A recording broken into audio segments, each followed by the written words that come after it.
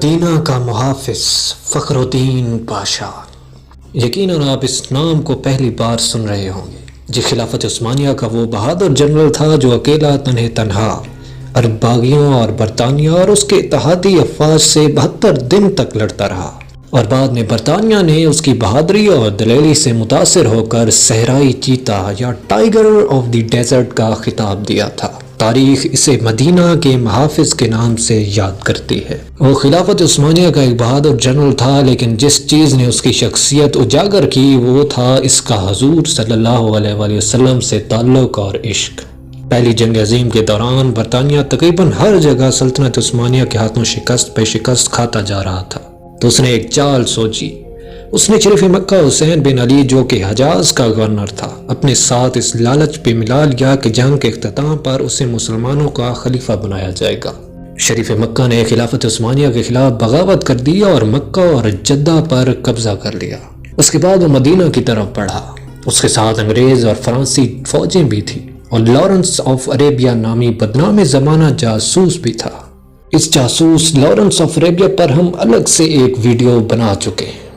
اس وقت مدینہ شہر کا دفاع ایک عثمانی سپہ سالار فخری پاشا یا عمر فخر الدین پاشا کے زیر نگرانی تھا۔ یہ شخص انتہائی دلیر اور صاحب امام تھا۔ مدینہ منورہ کے باسی اس کی بہادری اور حسن انتظام پر اسے بہت پسند کرتے تھے۔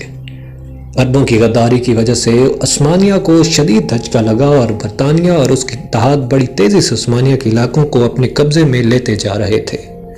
اس وقت شریف مکہ اور ان کے بیٹے علی، فیصل اور عبداللہ اس خیال میں تھے کہ اب فخر الدین بھی ہتھیار ڈال دے گا اور مدینہ ان کے ہاتھ آ جائے گا، لیکن فخر الدین نے ہتھیار نہیں ڈالے اور برابر لڑتا رہا۔ مدینہ شہر کو سامان رسد پہنچانے والی ٹرین کو انگریز ناکارہ کر چکے تھے، اور اسی طرح فخر الدین کو باہر سے کوئی امداد بھی نہیں پہنچ رہی تھی۔ محاصرے کے دوران مدینہ پر 130 بار حملہ کیا گیا، اور 30 اپریل 1918 کو مدینہ کی مقدس سرزمین پر 300 بم برسائے گئے۔ ایک ترک مصنف لکھتا ہے کہ ایک مرتبہ 1918 میں جمعہ کے دن فخر الدین پاشا مسجد نبوی میں نماز کے دوران خطبہ دینے ممبر کی سیڑھیوں پر چڑھے تو آدھے رستے میں ہی رک گئے، اور اپنا چہرہ حضور صلی اللہ علیہ وسلم کے روضے مبارک کی طرف کرتے ہوئے کہنے لگے، اے اللہ کے رسول، میں آپ کو کبھی نہیں چھوڑوں گا۔ آخرکار 30 اکتوبر 1918 کو سلطنت عثمانیہ نے ہتھیار ڈال دیے، اور وزیر جنگ نے فخری پاشا کو پیغام بھیجا کہ ہم نے معاہدہ کر کے ہتھیار ڈال دیے ہیں، اب تم بھی ہتھیار ڈال دو۔ لیکن فخری پاشا نہ مانے اور اپنی تلوار حوالے کرنے سے انکار کر دیا۔ اس پر عثمانیوں نے اسے عہدے سے برطرف کر دیا، لیکن اس کے باوجود بھی وہ ڈٹے رہے اور اسی طرح لڑتے رہے۔ اسی طرح جنگ ختم ہونے کے باوجود یہ صحرائی چیتا، یہ عاشق رسول صلی اللہ علیہ وآلہ وسلم 72 دن تک اکیلے عرب باغیوں اور برطانویوں اور اس کے اتحادیوں سے لڑتے رہے اور اپنے چھوٹے سے دستے سے مدینہ کی حفاظت کرتے رہے۔